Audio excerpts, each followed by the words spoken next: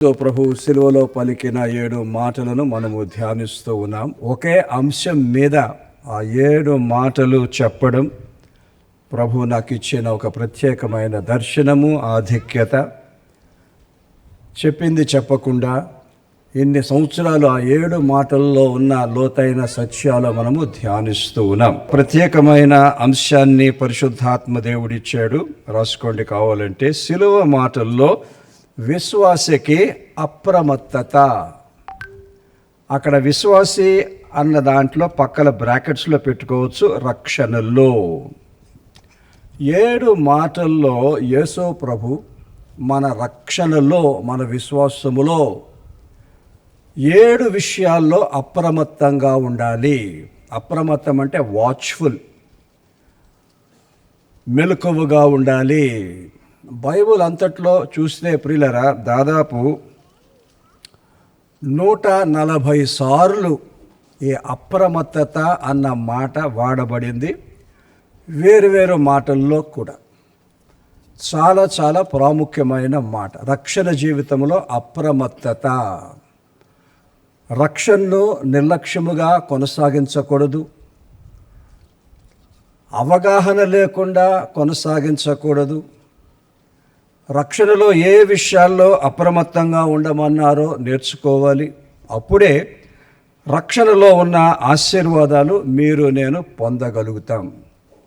ఈ 7 మాటలను ధ్యానించినప్పుడు పరిశుద్ధాత్మ దేవుడు అద్భుతముగా ఒక్కొక్క మాటలో ఒక్కొక్క అప్రమత్తత, అంటే మనం ఏ రకంగా మెలకువగా ఉండాలి, ఏ రకంగా మనము జాగ్రత్తగా ఉండాలి, ఇవన్నీ కూడా పరిశుద్ధాత్మ దేవుడు బయలుపరిచాడు. ఒక్కొక్కటి నేను బోధిస్తాను. నోట్స్ తీసుకునేవారు మీరు నోట్స్ తీసుకోవచ్చు. సిలువలో యేసు ప్రభు పలికిన 6వ మాట, యోహాను సువార్త 19:30వ వచనం. యేసు ఆ చెరకును పుచ్చుకొని సమాప్తమైనదని చెప్పి తల వంచి ఆత్మను అప్పగించెను. సమాప్తమైనది అన్నది 6వ మాట ప్రియులరా. ఈ 6వ మాటలో రక్షణ పొందిన మనకు ఒక అప్రమత్తత ప్రభు తెలియచేస్తున్నారు. అదేమిటంటే, విశ్వాసికి అనేకము విషయము అప్రమత్తత. ఏంటండి? అనేకం కాదు, అనేకము. అనేకం అంటే అర్థం చెప్పండి తెలుగు పండిట్లు. అనేకం అంటే పోరాటం, బ్యాటిల్. తెలుగులో అనేకం అంటే ఏంటండి? పోరాటం, యుద్ధం, పోరాటం. ఈ 6వ మాటలో యేసు ప్రభు మహాయుద్ధము చేసి, మహాపోరాటము చేసి, ఇంకా 6వ మాట వచ్చేటప్పటికి అంటున్నారు, నా యుద్ధము, నా పోరాటము సమాప్తమైనది. అదనమాట అక్కడ పాయింట్. మరి యేసు ప్రభు పోరాటము ఎక్కడ స్టార్ట్ అయిందండి? ఈ భూమి మీద యేసు ప్రభు ఎప్పుడైతే అవతరించారో అప్పుడే స్టార్ట్ అయింది ఆ పోరాటం. ఆ పోరాటము ఇక్కడ స్టార్ట్ అయింది. భూమి మీద జన్మించినప్పుడు సిలువలో 6వ మాటలో అది ముగిసింది. సో 33.5 years యేసు ప్రభువునకు పోరాటమే.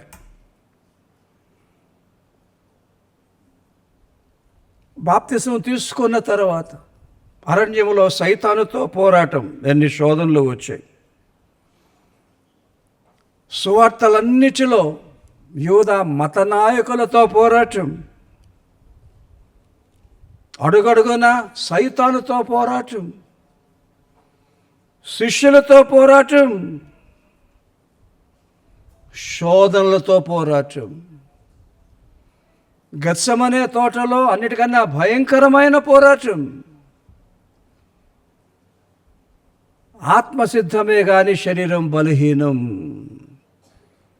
ఇంకా సిలువలో అన్నిటికన్నా అత్యున్నతమైన పోరాటం.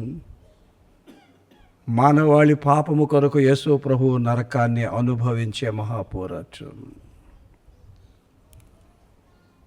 ఇవన్నీ జయించుకుంటూ వచ్చి ఇంకా కొన్ని క్షణాల్లో ఆయన తన ఆత్మను తండ్రికి అప్పగిస్తారు. అంటారు, సమాప్తమైనది. టేలియో అన్న మాట వాడారు గ్రీకులో. టేలియో అంటే విజయవంతంగా సమాప్తి ఆయను. Finished it విక్టోరియస్లీ. ఈ 3.5 సంవత్సరాలు ఎక్కడ ఓడిపోలే, అడుగడుగునా విజయమే. కానీ పోరాటం చాలా భయంకరంగా ఉండింది. ప్రియులారా, యేసు ప్రభు ఏ రకంగా పోరాడారో హెబ్రీ పత్రిక 12వ అధ్యాయములో ఉన్నది. నేను చదువుతున్నాను, మధ్యలో చదువుతున్నాను. ఆయన తన ఎదుట ఉంచబడిన ఆనందము కొరకై, అంటే పునరుద్ధానం, పరలోకం, అవమానమును నిర్లక్ష్య పెట్టి సిలువను సహించి, చూస్తున్నారా, బ్యాటిల్, సిలువను సహించి దేవుని సింహాసనం యొక్క కుడి పార్శ్వమున ఆసీనుడై ఉండెను. యేసు ప్రభు అంటున్నారు, పరమ తండ్రి నాకిచ్చిన ఈ అనేకము పోరాటాన్ని విజయవంతంగా నేను ముగించేశాను. కానీ ప్రియ బిడ్డ, రక్షణ పొందిన బిడ్డ, రక్షణలో నేను నీకు అప్పగించిన యుద్ధాల్లో, పోరాటాల్లో నువ్వు ఎంత మట్టుకు జయిస్తున్నావు? ఒకనాడు నీవు మరణించే టైం వచ్చేటప్పటికీ నీ పోరాటాలన్నిటిలో గొప్ప విజయాలు సాధించి నా దగ్గరికి వచ్చే టైంలో నువ్వు ఈ మాట అనగలవా?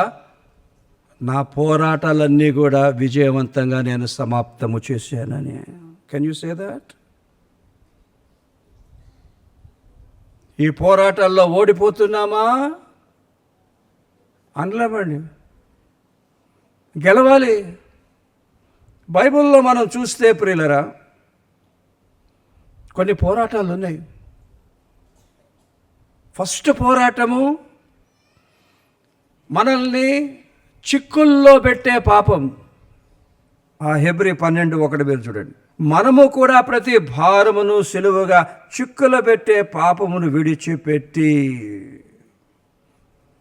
విశ్వాసమునకు కర్తయు దాన్ని కొనసాగించువాడైన యేసు వైపు చూచుచు, ఆ మాట వినండి, మన ఎదుట ఉంచబడిన పందెములో, పోరాటములో ఓపికగా పరిగెట్టెదము.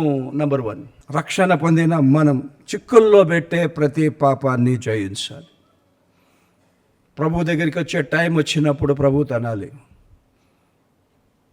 జయించానయ్యా, నా పరువు నేను సమాప్తం చేసుకున్నాను. ఇంకొక పోరాటం ఉన్నది బైబిల్లో, లోకముతో పోరాటం క్రైస్తవులకి. రోమా 12:2 మీరు చూస్తే అక్కడ ఉంటుంది, మీరు ఈ లోక మర్యాదను అనుసరింపక. లోకముతో పోరాటం. లోకములో వాక్యానికి విరుద్ధమైన మర్యాదలు చాలా ఉన్నాయి, అవి అమర్యాదలు.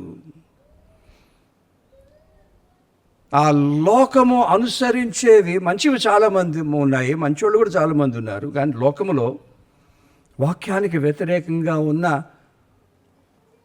దుష్కార్యాలు, దుష్టత్వం చాలా ఉంది. మనం మరణించే టైంకి సమాప్తమైంది అని మనం చెప్పగలగాలంటే లోకాన్ని కూడా జయించాలి ప్రియులారా. లోకములో ఉన్న శరీరాశ, నేత్రాశ, జీవపు డంబాన్ని మీరు నేను జయించాలి. ఇంకోటి ఉన్నది, దుష్ట శక్తులు.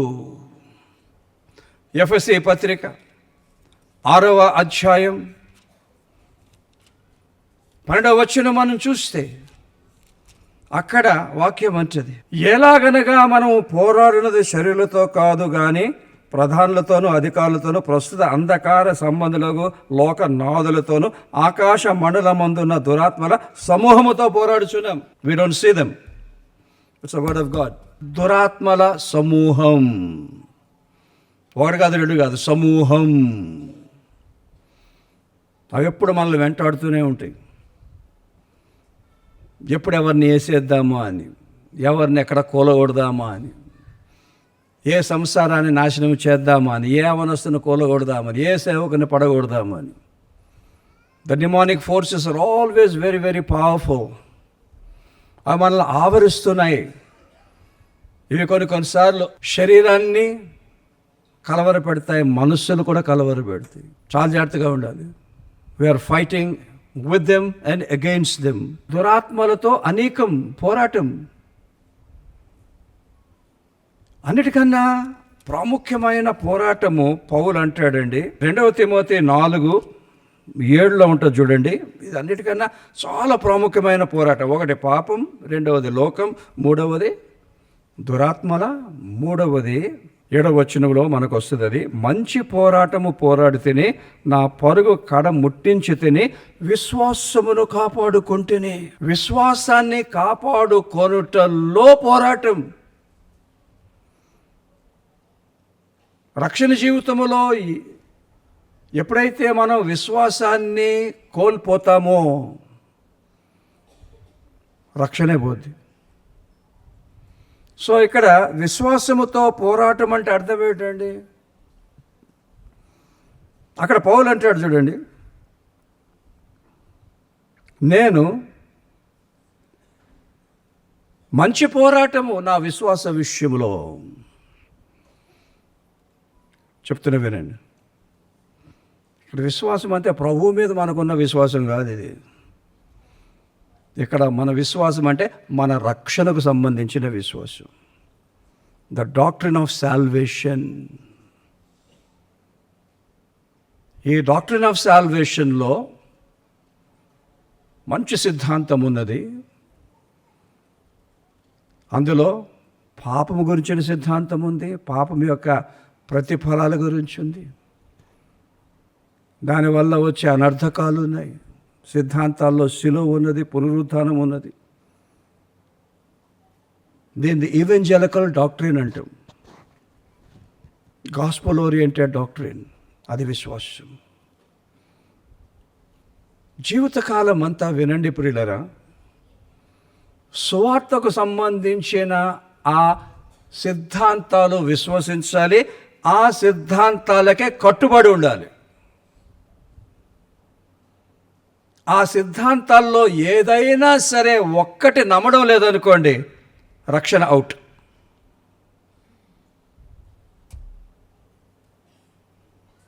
అంత ఇంపార్టెంట్ సిద్ధాంతం.